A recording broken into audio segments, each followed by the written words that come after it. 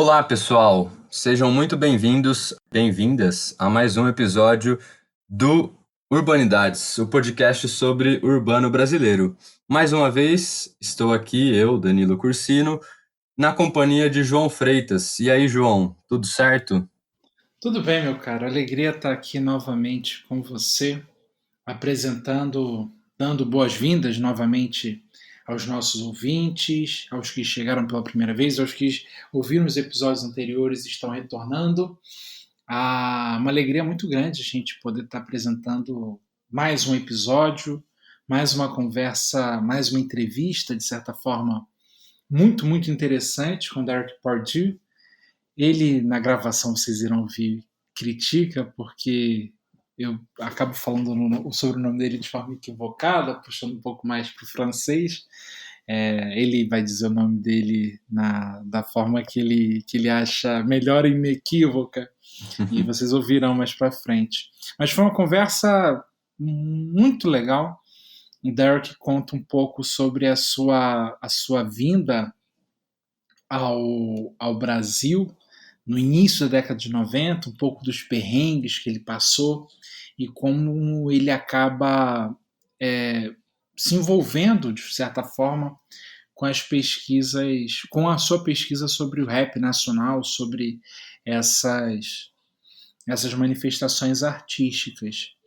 E o convite que fizemos para que ele participasse do Urbanidades é em função do dossiê que ele organizou em parceria com Lucas Amaral de Oliveira, da Universidade Federal de Goiás. Que é o dossiê. Qual é o dossiê, Danilo? O nome do dossiê é Teoria Social Urbana e Direito à Cidade, um debate interdisciplinar. Isso mesmo. Que foi publicado na Plural, na revista de Ciências Sociais da USP, no finzinho mesmo de 2018, entre o Natal e o Ano Novo, aquele momento que estamos todos nós lendo artigos acadêmicos, não é mesmo? E teve uma ótima recepção o dossiê, e então foi uma conversa muito bacana com o Derek. E é isso, não é, Danilo? É isso, eu não estava presencialmente nessa entrevista, né? Então acho que você tem mais propriedade aí para falar do que eu, mas enfim, eu já ouvi a entrevista e ficou muito bacana mesmo. Espero que os nossos ouvintes aproveitem e curtam essa entrevista. Como você disse, João, para os ouvintes que estão chegando agora ou para aqueles que já estão nos acompanhando, não se esqueçam de curtir o Urban Data nas redes sociais. No Facebook é só buscar Urban Data Brasil. E para quem não conhece o Urban Data ainda, eu recomendo também que vocês escutem o nosso episódio piloto, né? O nosso primeiro episódio do Urbanidades, porque a gente entrevistou a professora Bianca Freire Medeiros, né, que é a coordenadora do projeto, e ela explica de forma breve o que é a Urban Data, a origem do Urban Data, né, e como o projeto está se desenvolvendo hoje. Eu acho que vale a pena para vocês conhecerem o projeto. E, João, acho que você também pode deixar a dica aí do e-mail, né? Sem dúvida. Temos o nosso e-mail para dúvidas, sugestões, contatos e afagos, que é o brasilurbandata@gmail.com. brasilurbandata@gmail.com. E o nosso Facebook, não é, Danilo? Isso, o Facebook é, como eu já falei, Brasil Urban Data, Urban Data Brasil, confunde um pouquinho, mas é só buscar lá no Facebook que vocês vão encontrar.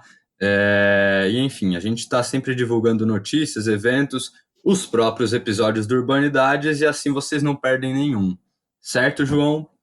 Certíssimo. Vamos ao episódio? Bora! Vamos deixar a galera ouvir agora o Derek.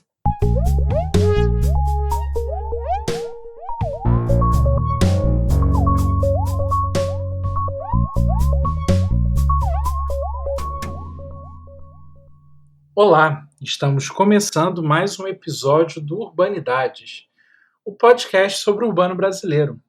Meu nome é João Freitas, eu sou o seu anfitrião hoje e estou aqui com o Guilherme. Olá, bom dia, boa tarde, boa noite. Sou o Guilherme e sou membro do Urban Data. E também com o Marcelo. Olá a todos os ouvintes, eu estou aqui mais uma vez acompanhando vocês nessa trajetória sobre a pesquisa a respeito do urbano no Brasil. Estarei com vocês mais uma vez aqui hoje. Muito legal. Quem já acompanha a gente desde o primeiro episódio deve ter percebido que toda gravação, toda semana, temos uma bancada diferente.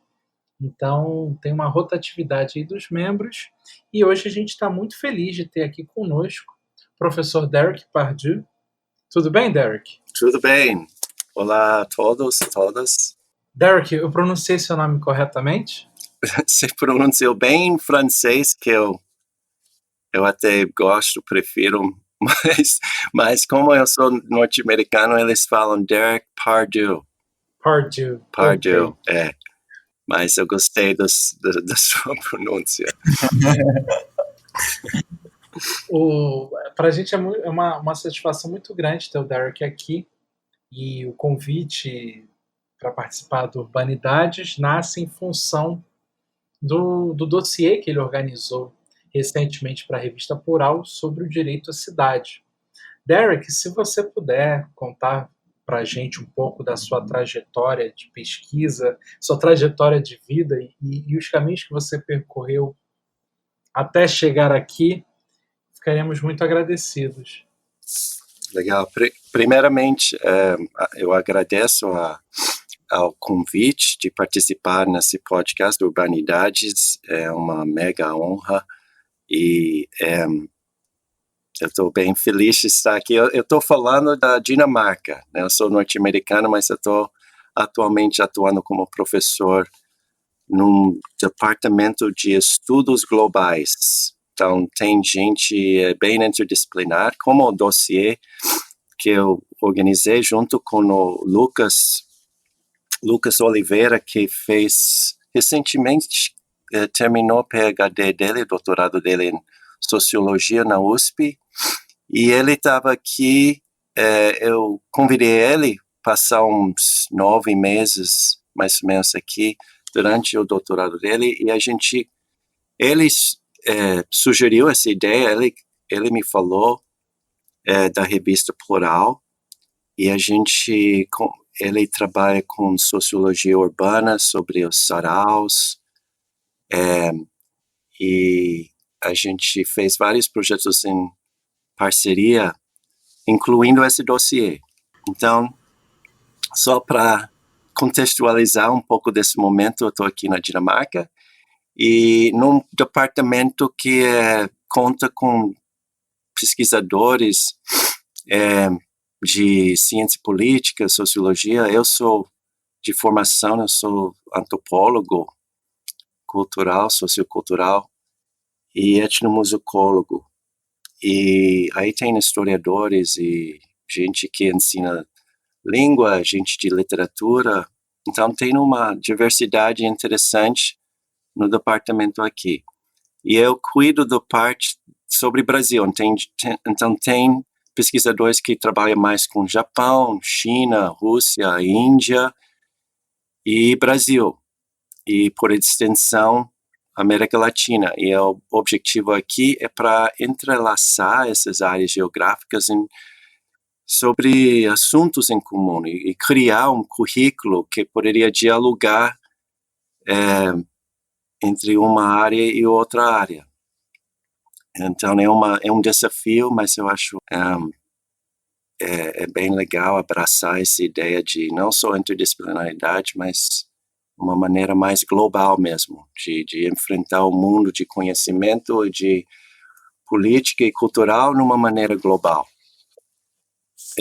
Então, isso é só para me apresentar atualmente, mas para responder a pergunta sobre trajetória, eu posso falar que, bom, eu conheci um brasileiro, um antropólogo que foi lá em Texas. Eu fiz mestrado em etnomusicologia no começo dos anos 90, em Austin, Texas, na Universidade Estadual de Texas.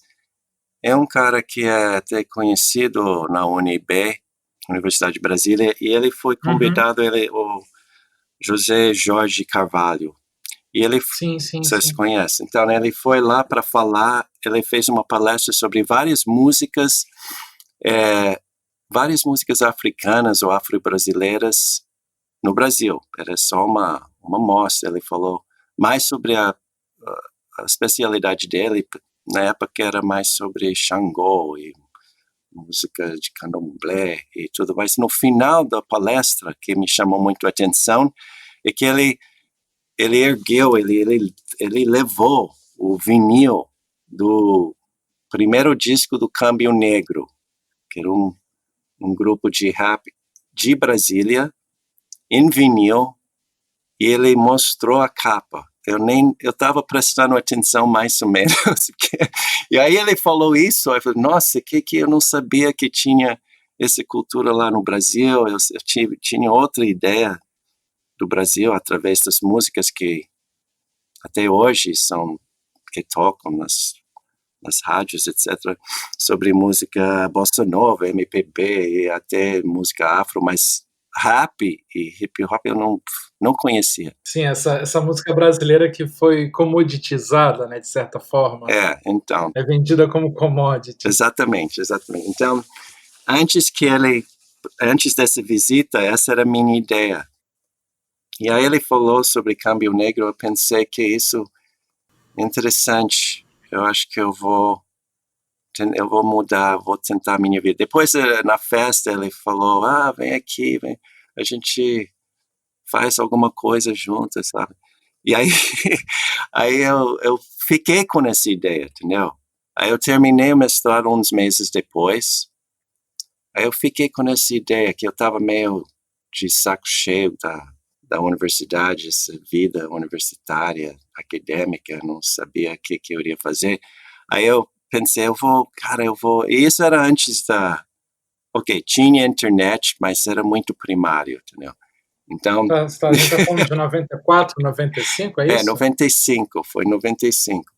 Então, eu acho que eu brincava na época que a universidade nos dava e-mail. Então, eu tinha um endereço eletrônico, mas eu não tinha computador, eu não tinha nada.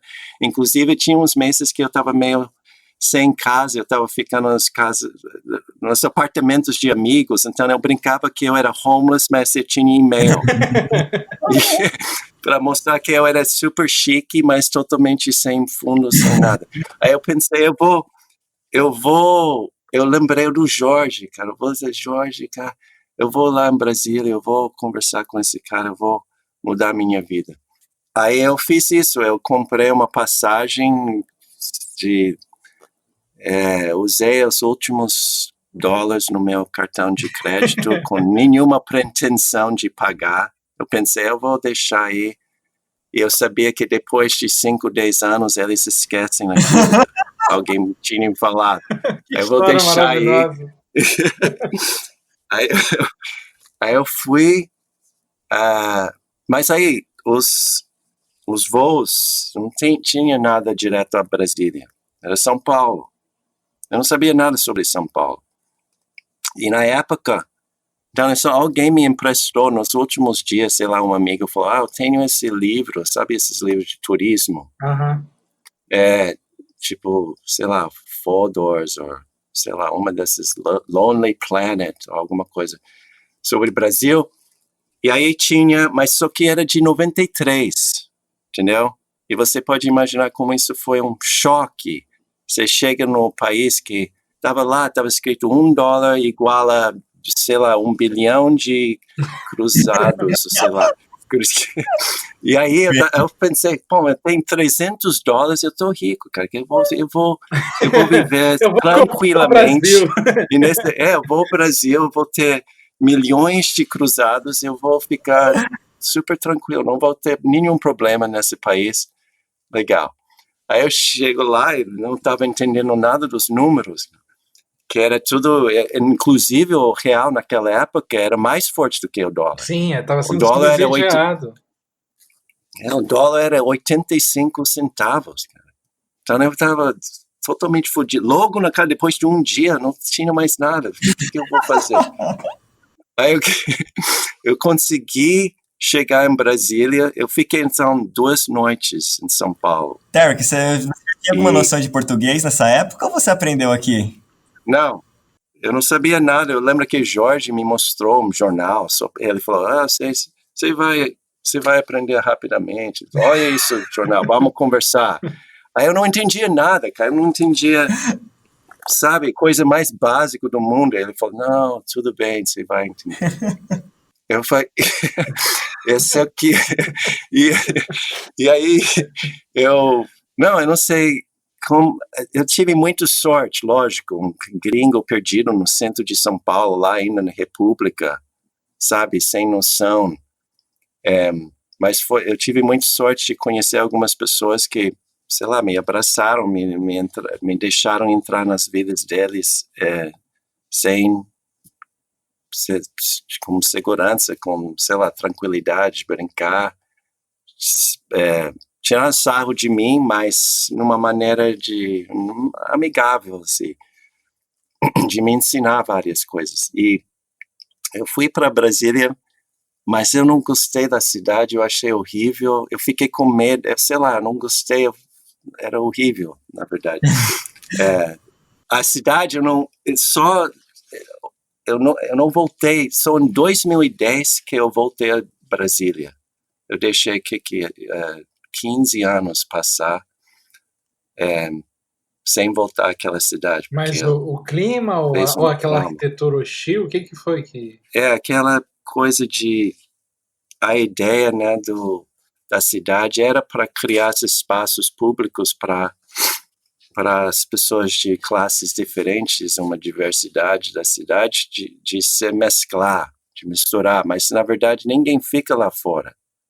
Eu estava no apartamento, num bloco, sabe, Asa, X, bloco D, aquele número, que é o Brasília. E aí eu olhava para aquele espaço dentro do bloco e não tinha ninguém. E eu fiquei muito como o James Holston, no livro dele, ele fala como é uma interiorização. Há uma interiorização do morador. Ele não fica para o exterior, ele não fica para fora. A vida dele, na verdade, fica muito interior, no interior do apartamento.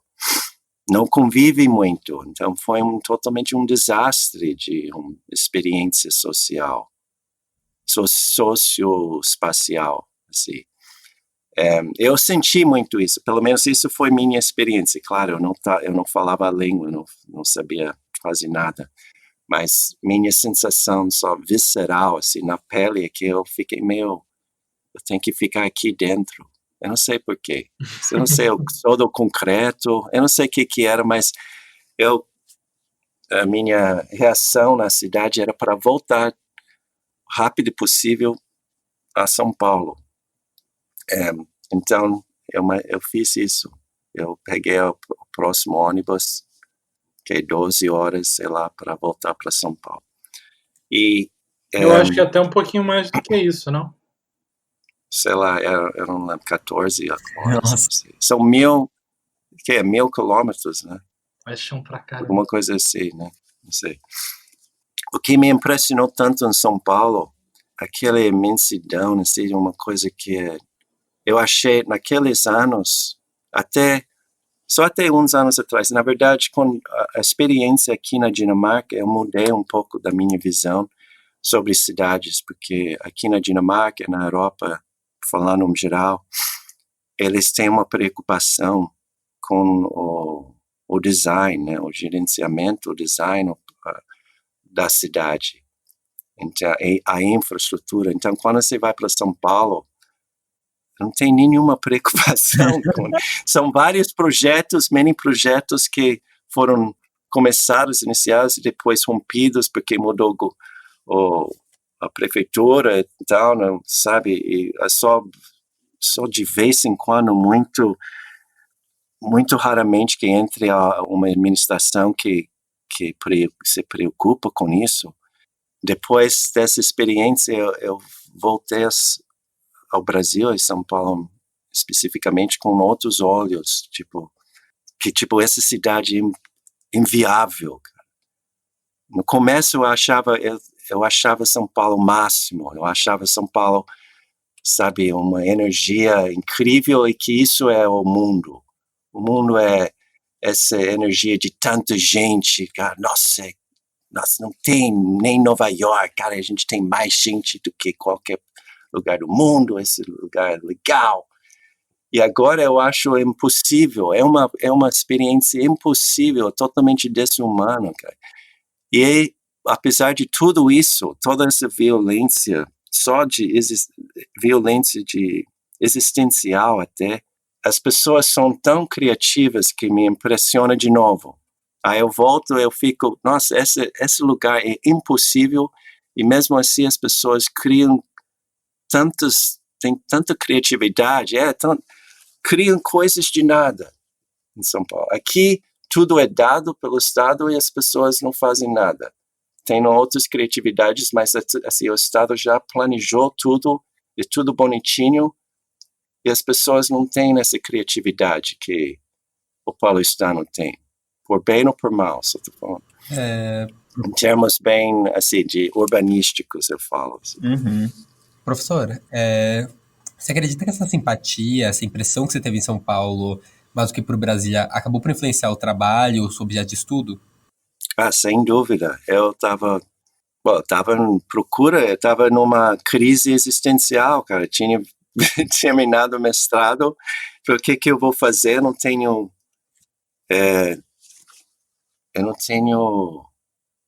tinha nenhuma pretensão do futuro, sabe? Estava sem ideias. Tinha minimamente uma ideia devido à palestra do Jorge. E sobre o que foi o seu mestrado?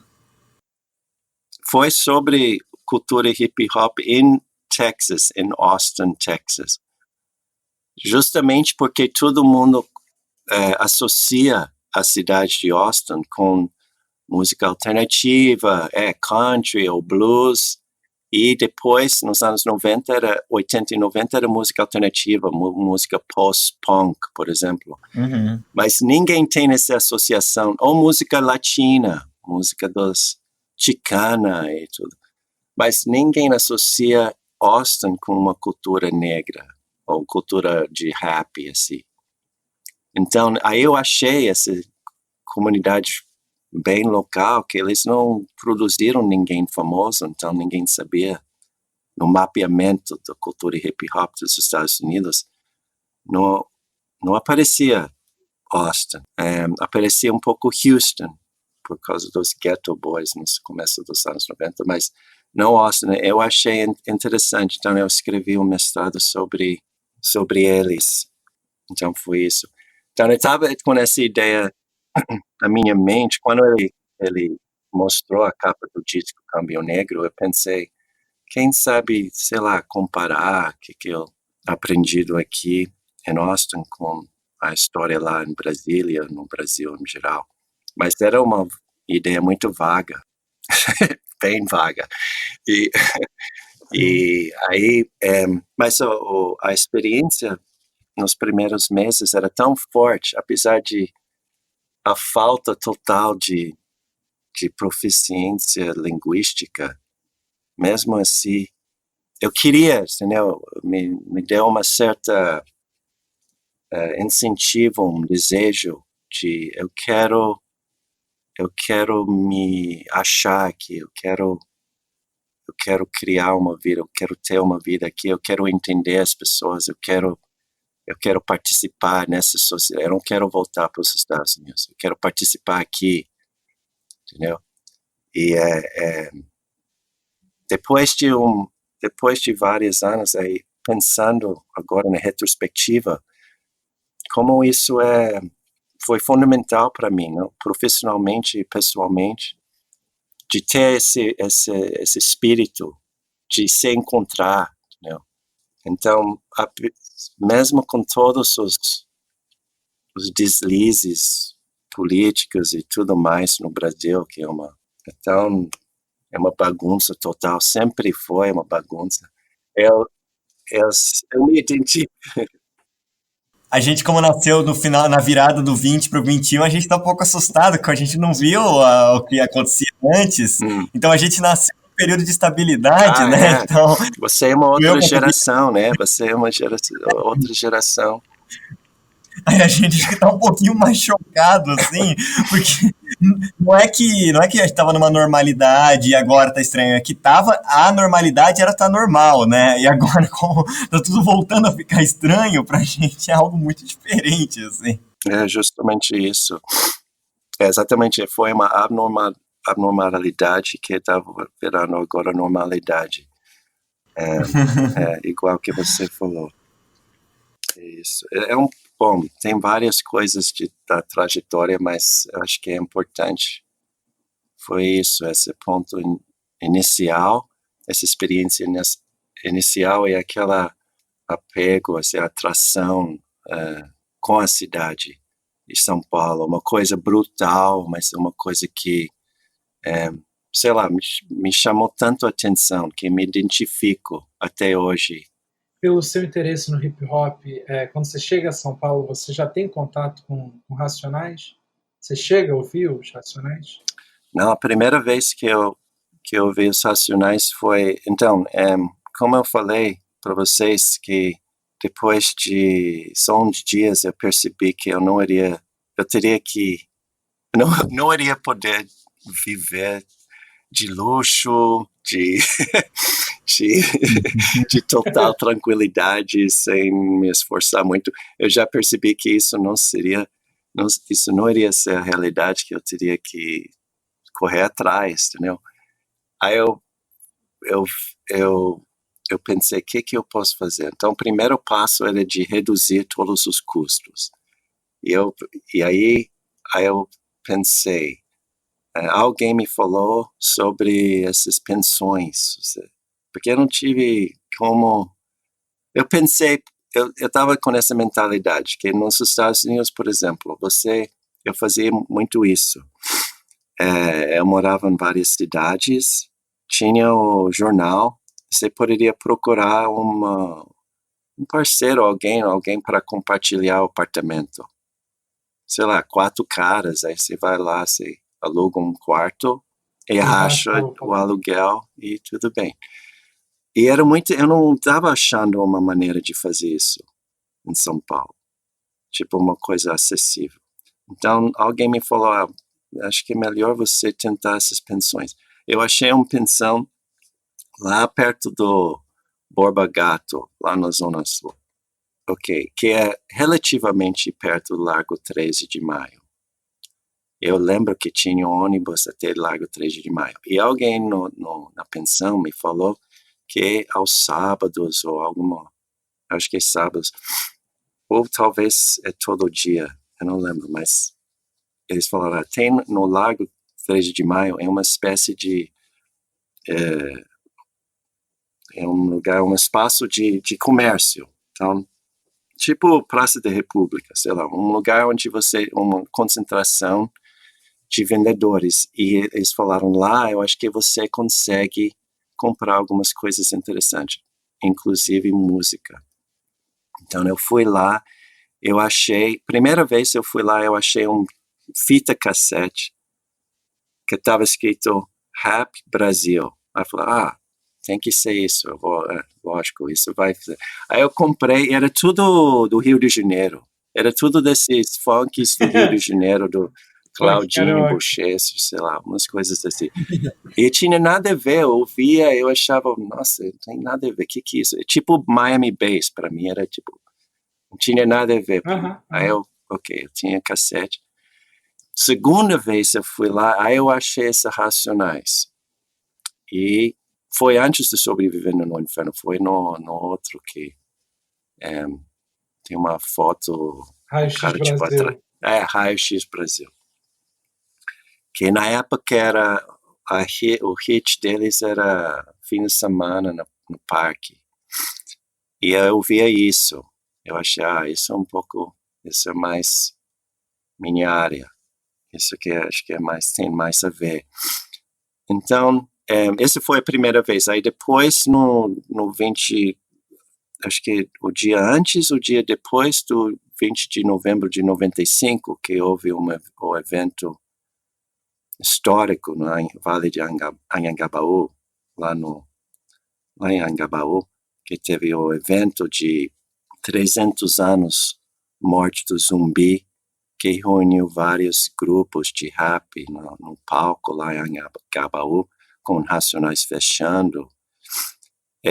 Aí alguém me falou que os Racionais iriam tocar num lugar chamado, acho que Samba Love, ou sei lá, um lugar assim. E aí eu fui apresentado a eles. Então isso foi mais ou menos em novembro de 95. Essa foi a primeira vez que eu conheci os caras. Na verdade, na minha trajetória assim, de pesquisa, eu não fiquei muito tempo com esses caras conhecidos. Eu queria conhecer, não que eles foram legais e tudo mais, é que eu queria ficar mais com o Zé Ninguém, que, sabe, o cara que você nunca ouviu falar, que acreditava no hip hop como uma maneira de sobreviver, que deu algum estímulo, algum incentivo à vida dele. E é interessante ver agora, depois de 20 anos, eu tenho acompanhado as trajetórias de vida dessas pessoas. Que na época poderia ter feito alguma coisa, sei lá, várias coisas acontecem nas vidas das pessoas, o cara não tinha muitos recursos mesmo, mas aquela época é muito significativa para a pessoa. Agora essas pessoas têm até mais vezes que você, né? Que são pessoas que, sei lá, nasceram em 80, por exemplo, entendeu? Tinha 15 anos na época, agora estão quase com 40, entendeu? Já tem filhos, família, já morreram, já, sei lá, várias trajetórias de vida. Então, na verdade, desculpa, eu estou falando demais, mas é só... Não, mas é ótimo ouvir isso, Derek. Eu só queria falar que, na verdade, eu não tenho grandes amizades com essas estrelas de rap brasileiro, é mais porque eu de propósito, eu fui buscar as pessoas mais humildes, assim. E também, né, sei lá, tinha uma certa...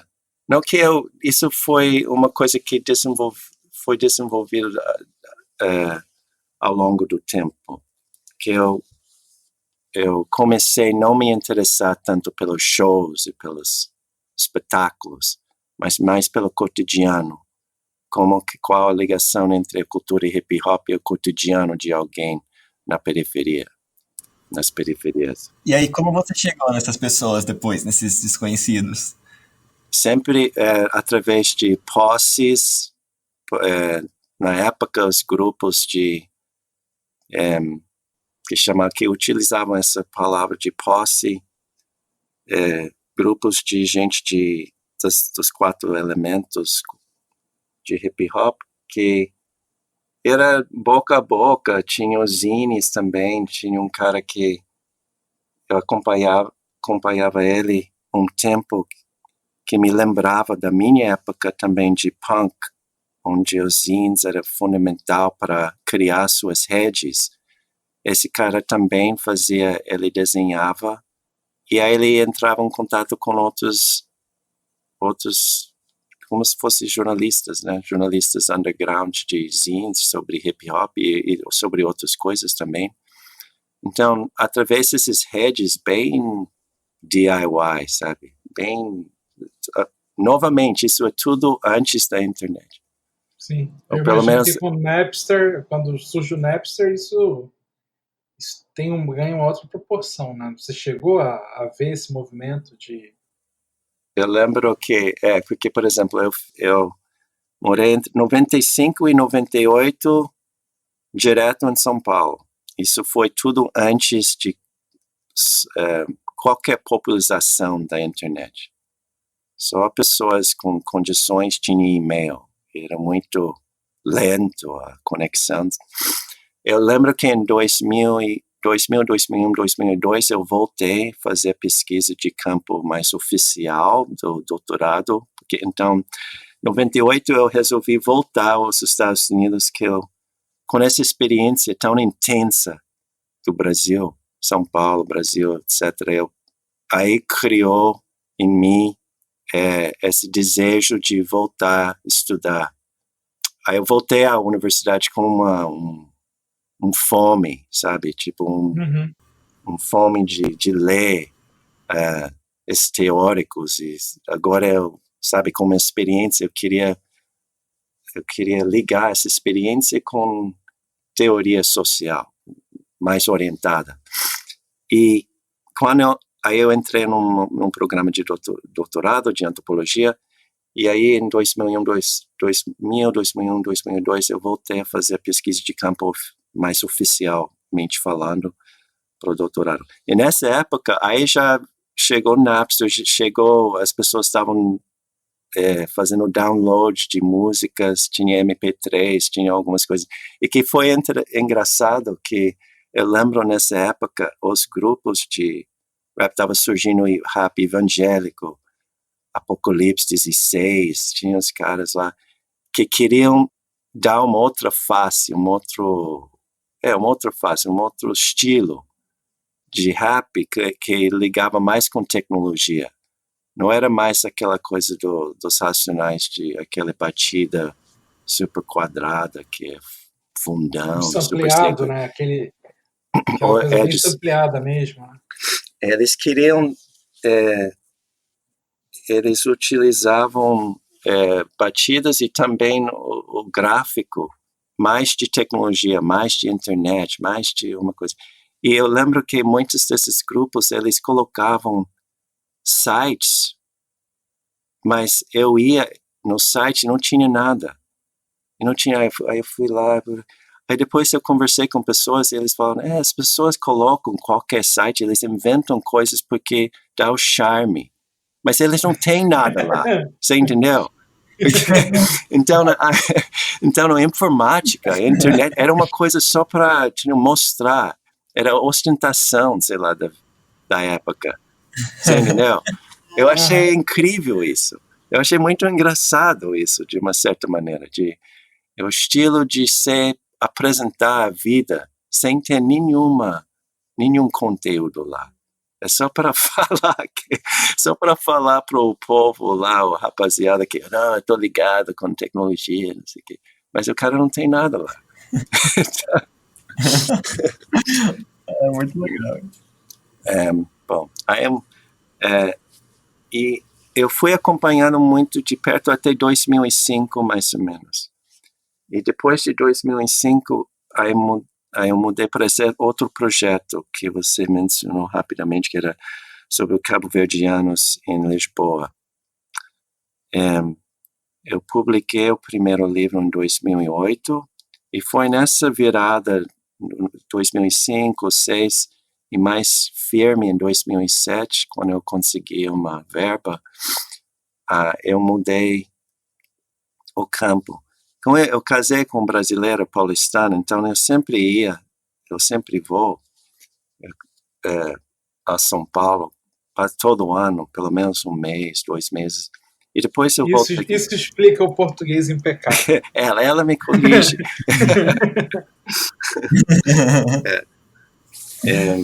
Melhor professora do mundo. 24/7, né? Exatamente. E aí eu me afastei um pouco porque eu mudei do campo, eu fui para Lisboa, e aí entrou outras questões, porque era outro contexto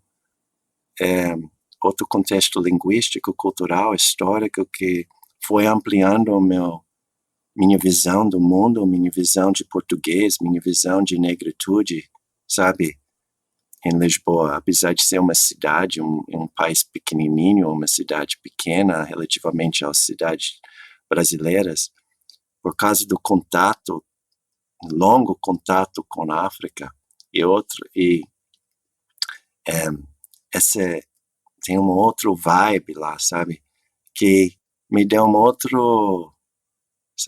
deu uma outra visão do mundo, outra mentalidade, e que que gerou outras questões acadêmicas, e aí eu me afastei um pouco dos acontecimentos no Brasil, e só depois de 2012, 2013, que eu comecei um outro projeto mais de perto, assim, em São Paulo, que era sobre os E essa saraus. pesquisa em Lisboa, Derek, essa pesquisa em Lisboa foi sobre música também ou foi alguma outra coisa? Também foi sobre música, mas era mais sobre cidadania. Foi sobre... Porque para mim, que chamou muito atenção em Lisboa, principalmente, onde tem mais imigrantes, mais visibilidade de africanidade no país, na cidade de Lisboa, era essa ideia de crioulo. Então, no Cabo Verde, se você for ao Cabo Verde, sim, a língua oficial é português, mas diferente de Angola, Moçambique, São Tomé e Príncipe, etc., Guiné-Bissau, o cabo-verdiano, eles, na rua, só fala crioulo. E o crioulo é muito engraçado, porque se a gente for lá, você vai entender mais ou menos, né? É uma outra língua que tem muito vocabulário de português, mas tem influência muito grande, sim, mas tem maneira de falar que faz com que o brasileiro ou o português não entenda, não vai entender. Então, o crioulo é muito interessante. Aquilo é um jogo de cintura linguística que faz, tipo, disfarce. Eu estou falando português, mas eu não estou falando português, eu estou falando esse crioulo, que é muito criativo e liga o Cabo Verde com várias línguas africanas.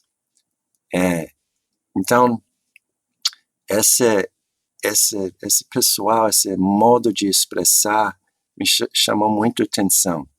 Eu fiquei fascinado com crioulo, e foi muito engraçado que em Portugal, sabe que quando você vai a um lugar, você quer falar com as pessoas, né? Você quer tentar, pelo menos, falar como nativo. Então, eu falei, ok, eu falo português, eu vou me adaptar com o jeito que eles falam português. Nas primeiras semanas eu estava tentando falar, engolir todas as coisas, não sei o quê. Mas aí eu pensei comigo, cara, eu odeio isso, eu não gosto, cara, não gosto, e eles entendem a gente perfeitamente, porque a cultura brasileira é exportada no mundo inteiro, e os portugueses consomem todas as coisas brasileiras, então eles sabem. E quando eu tentava falar como eles, não saía, era muito feio, eu não conseguia. Eu vou parar com essa palhaçada, eu vou falar como eu falo e esquece. Mas, com crioulo, eles poderiam me entender. Se você fala português do Brasil, eles entendem, ok. Mas o crioulo é tão legal de falar, é uma maneira de falar, não tapado. Tem um ritmo que é muito bonito. Então eu queria, você entendeu? O desejo de imitar, tentar entender através de imitação dos caras era muito grande. Em Portugal isso nunca aconteceu. Depois de umas semanas de tentativas, você fala, esquece. Mas em Cabo Verde eu queria muito. Eu consegui um certo nível de fluência em crioulo que me dava uma satisfação enorme. E então você percebe que foi 2 momentos de satisfação existencial, profissional, intelectual, estética, no momento de chegar no Brasil e de começar e conseguir um nível de proficiência linguístico-cultural. Esse foi um momento muito importante na minha vida. Em Lisboa, em Cabo Verde também, com crioulo, houve a mesma coisa, que criou, assim, houve uma satisfação pessoal, mas também intelectual. Eu tentei escrever sobre isso. E nessa sua experiência entre Brasil, Portugal e Cabo Verde, o que que mais te chocou, assim, na diferença, além da língua, né, claro, o que que você achou mais, assim, que contrastava nesses lugares, que, não sei, algo que, nessa sua pesquisa, meio nessa área da música, assim, o que que você achou que, assim, o que mais te chamou a atenção? É, que me Se chamou a quiser, se atenção. quiser já aproveitar o gancho da pergunta do Marcelo e contar alguma passagem da pesquisa de campo, alguma coisa dessa relação, vai ser bom também. Hum, o que me chamou a atenção era a diversidade de negritude nesses lugares, por exemplo, como porque sempre desde muito tempo é, eu sempre eu tenho observado, eu tenho tentado participar na minha maneira, a, man, a, o modo que eu venho me conhecendo, tipo, eu sou daqui que eu sou, que a maneira que eu posso me expressar na vida, tentando aproximar, sabe, na minha maneira, uma certa influência de negritude desde cedo na minha vida e indo ao longo do tempo nessa experiência no Brasil, em São Paulo, indo para Lisboa, para Cabo Verde, para Dakar, em Senegal, por um tempinho, voltando para Cabo Verde, Lisboa, voltando para São Paulo. E essas experiências e com idade e de reflexões sobre isso, uma grande lição, né, essa diversidade de como as pessoas se expressam como negros e assim os contextos onde essas expressões se realizam. Então, por exemplo, em Cabo Verde, eu fiquei só na cidade de Praia, na ilha de Santiago. Eu escolhi essa ilha, a propósito, era primeiro que a maioria dos cabo-verdianos em Lisboa vem dessa ilha. Cabo Verde é um arquipélago que tem 10 ilhas, 9 de 10 tem gente, e todas as ilhas têm história de migratória diferentes, você entendeu? Então, tem Brava e Fogo, que tem uma forte ligação com os Estados Unidos, através da história da caça das baleias no século XVIII, XIX, etc. Ele sempre ligava com Boston e várias cidades no Nordeste dos Estados Unidos. Então, mas só essas ilhas.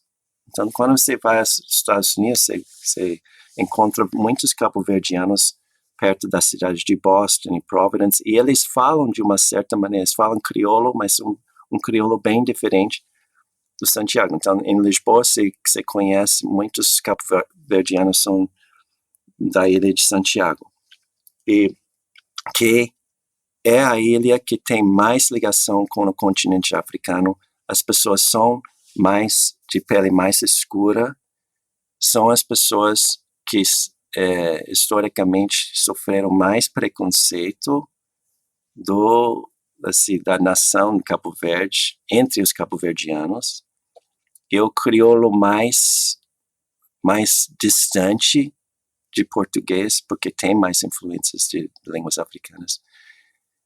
Então, é um lugar que, relativamente a Cabo Verde, é o lugar mais negro, o lugar mais preto do país.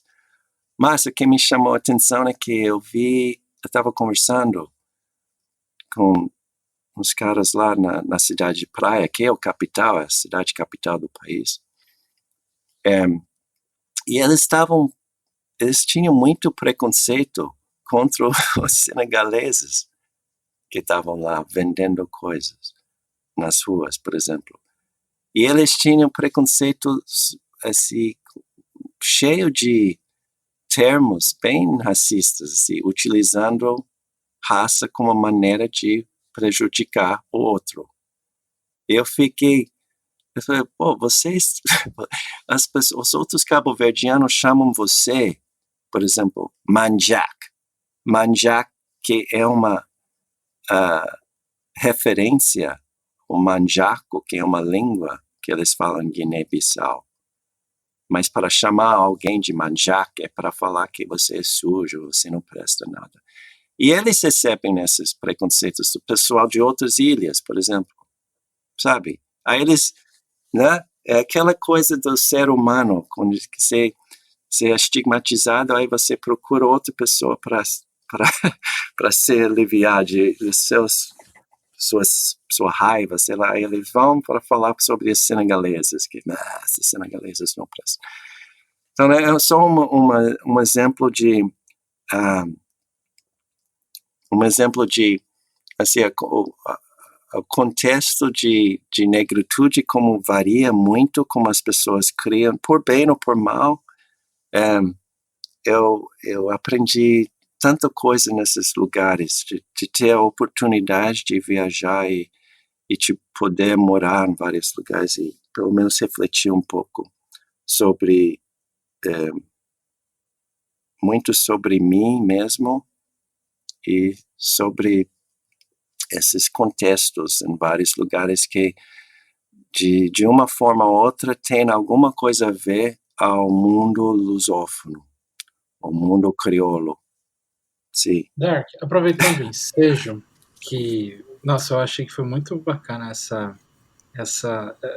papo mesmo sobre a trajetória, né? Porque dá para entender muito sobre sua produção. Mas se você puder falar um pouco sobre como que a arte, né, esses movimentos em torno da arte, você como etnomusicólogo, como que isso possibilita, como que isso, a arte funciona como uma porta para você entender a cidade? Como que esse fazer cidade se reflete na sua pesquisa? E se puder falar um pouco sobre o dossiê em si. Uhum. Ótima Só pergunta. deixa eu adicionar uma coisa na pergunta do João. Eu falo se você deve fazer cidade, uma coisa que eu achei muito interessante no seu dossiê, se você puder falar um pouco sobre, que eu acho que ia ser legal para os nossos ouvintes, que foi a reflexão que vocês fizeram na introdução sobre aquela frase famosa do Lefebvre, né, o direito à cidade, aquela reflexão que vocês fizeram, né, dessa frase de implicar uma cidade como uma totalidade já construída e que vocês falam sobre essa cidade que está sempre em construção, né? Eu gostaria que você falasse um pouquinho mais disso, que eu achei muito interessante, e gostaria também de perguntar, nessa cidade que está sempre em construção, qual que é o papel dessas lutas, né, tanto artísticas quanto por outros meios de reivindicação que você trata no dossiê, qual é o papel delas não só para ter direito à cidade, mas na construção da própria cidade, na construção do próprio espaço urbano, né? Como que essas lutas influenciam nessa construção desse espaço? É uma coisa que talvez você puder desenvolver também dentro dessa pergunta, acho que ia ser legal. Sim. Sim, ótima pergunta. Eu acredito que, sim, a gente tentou fazer essa ligação entre uma leitura do Lefebvre mais, como eu posso falar, mais convencional, urbanística, de direito à cidade ou só uma questão política, a uma abordagem mais ampla, que é mais, eu acho que é mais cotidiano, que inclui arte como algo, uma prática cultural, identitária, que a gente vê, por exemplo, em São Paulo, muitas pessoas que uma geração antes não se consideravam, não iria se considerar como artistas, mas hoje em dia sim, porque acho que a arte agora apropriou conotações mais cotidianas mesmo, mais algo que eu crio, mas não que eu crio, por exemplo, eu escrevo nos saraus, por exemplo, eu escrevo, eu falo, isso é uma habilidade que eu venho desenvolvendo e eu faço isso porque eu estou me desenvolvendo, eu estou me achando e a gente percebe que toda essa construção de si não acontece, não se realiza no vácuo. Realiza em lugares que acabam construindo esses lugares. Então, a gente vem muito, a gente está muito, a gente recebe uma educação muito simplista, né, que parece que existem essas cidades, tem esses caras aí, os arquitetos e os mão de obra que constroem esses prédios e colocam asfalto, e a gente só anda ou se move em elas, ou através, ou sobre elas, ou dentro elas. E, na verdade, tem uma interação muito mais significativa do que isso. Tem uma conexão, a gente cria os espaços, a gente dá sentido a esses espaços. E a gente se identifica ou não a esses espaços e, por extensão, no bairro, a cidade, o país, etc. Eu acho que o que foi legal sobre Lefebvre é que ele desviou, como eu posso falar, ele ofereceu uma outra perspectiva de onde estão sendo realizados conflitos que gera a política do dia. Então, não era mais as fábricas, assim, os lugares de conflito. Era a cidade é onde tem uma gama de uma variedade imensa de conflitos. E a gente precisa... Esse é o palco. E o palco está sempre em construção.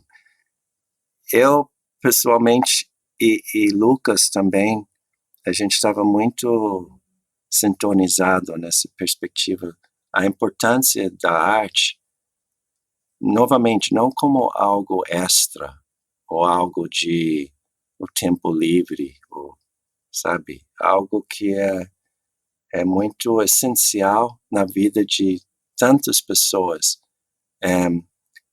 e que eu aprecio muito nesses movimentos o papel de arte. Então, por exemplo, o papel de arte no movimento atual pela moradia.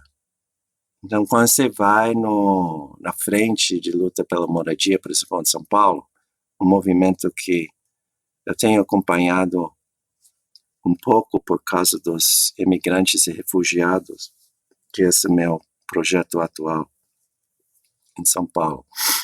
E eu sempre tem um espaço, os organizadores, eles percebem que a arte é importante nas vidas das pessoas.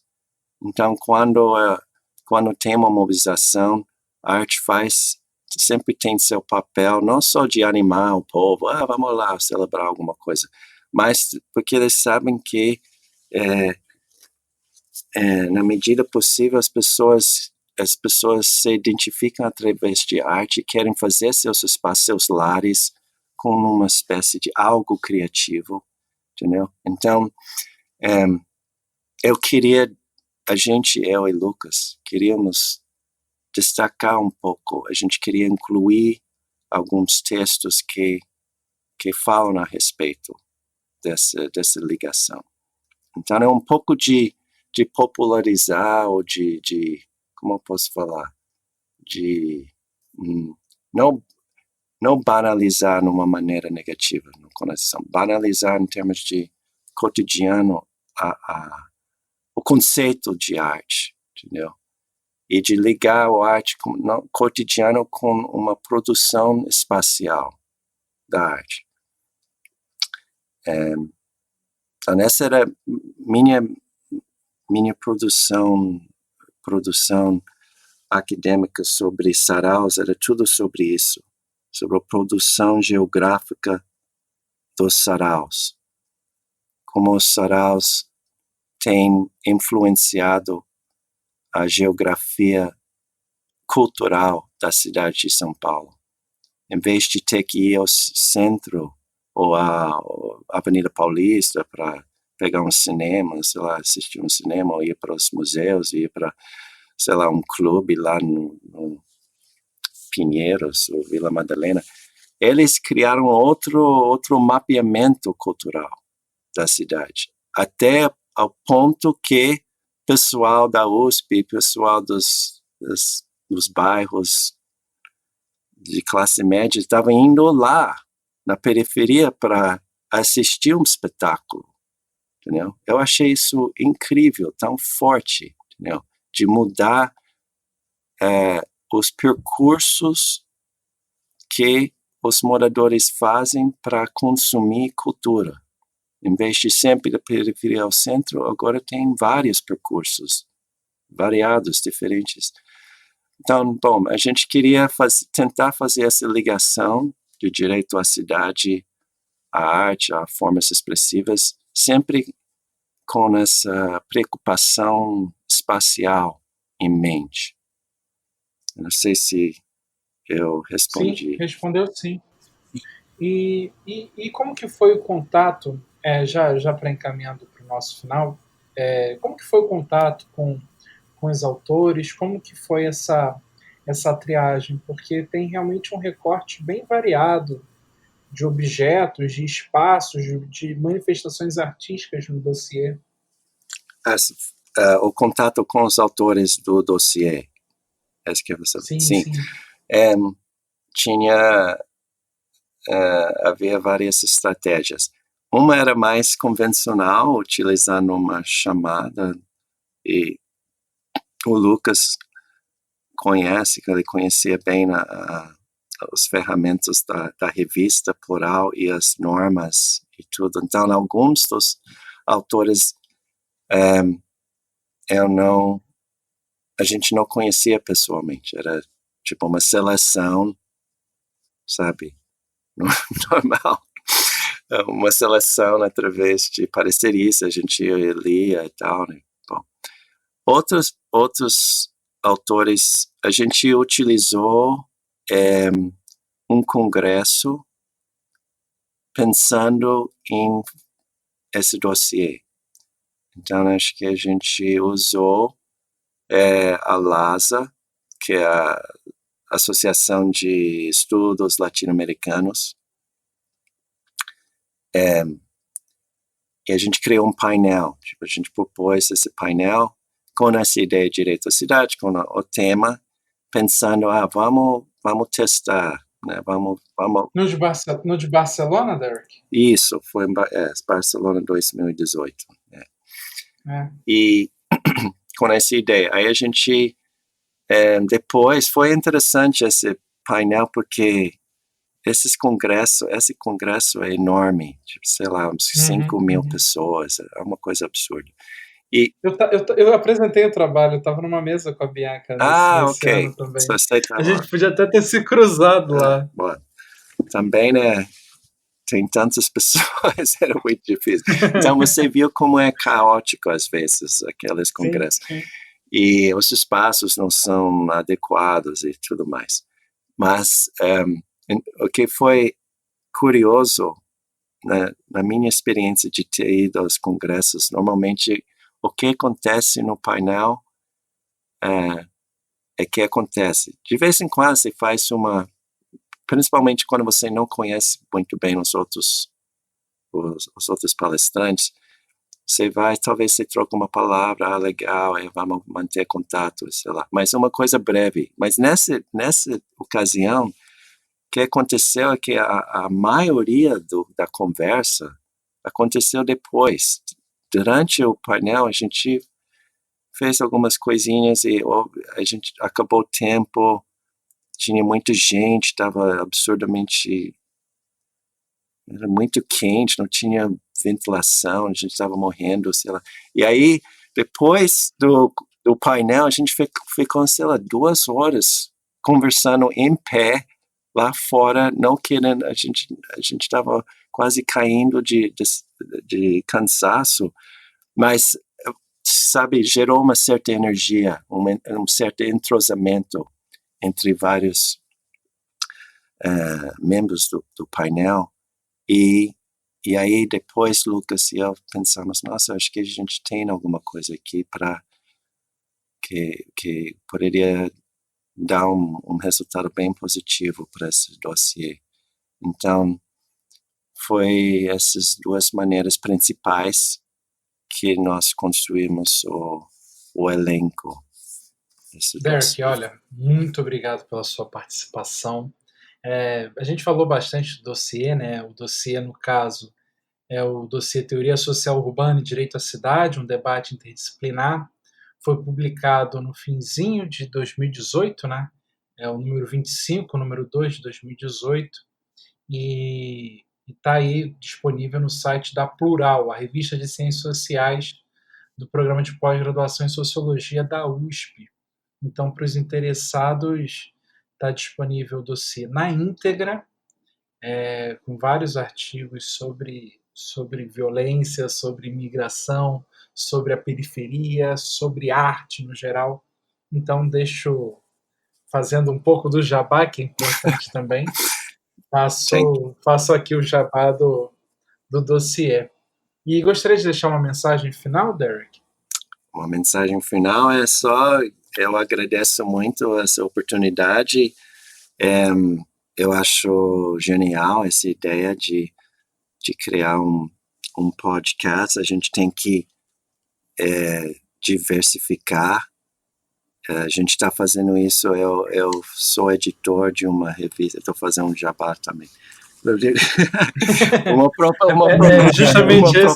É para isso. Uma propaganda sobre. É uma revista chamada City and Society, que é o braço urbano da produção de revistas da American Anthropological Association. Então, é uma revista mais voltada à cidade, dentro da antropologia cultural dos Estados Unidos, do norte-americana, Canadá e os Estados Unidos. E eu menciono isso mais por causa dessa experiência, dessa iniciativa que vocês estão fazendo, porque a gente sempre está procurando plataformas diferentes para criar diálogos, para expor nossas ideias, expor as ideias, as pesquisas dos nossos autores. Então, vocês estão de parabéns de explorar esse meio, e eu quero ouvir a musiquinha, com certeza não esquece de passar a musiquinha que eu quero. Eu também estou pensando muito nos podcasts, maneiras de ligar o humor, a parte intelectual, um bate-papo sobre coisas sérias de uma maneira mais assim, acessível ao público. Então, a gente sempre está pensando em maneiras de fazer isso. Então, super legal. Então, Urbanidades, 100%, é nós. Vamos lá, eu quero, me coloca nas listas, eu visto a camisa, vamos lá, eu quero saber mais sobre urbanidade, e a gente vai trocando mais ideias para frente, a gente tocar essa bola mais para frente. Perfeito. Guilherme, Marcelo? De apoiadores. A gente que agradece o Derek, estamos virando internacionais nos podcasts. Divulgação internacional, que a gente precisa. Forte abraço a vocês. Até mais.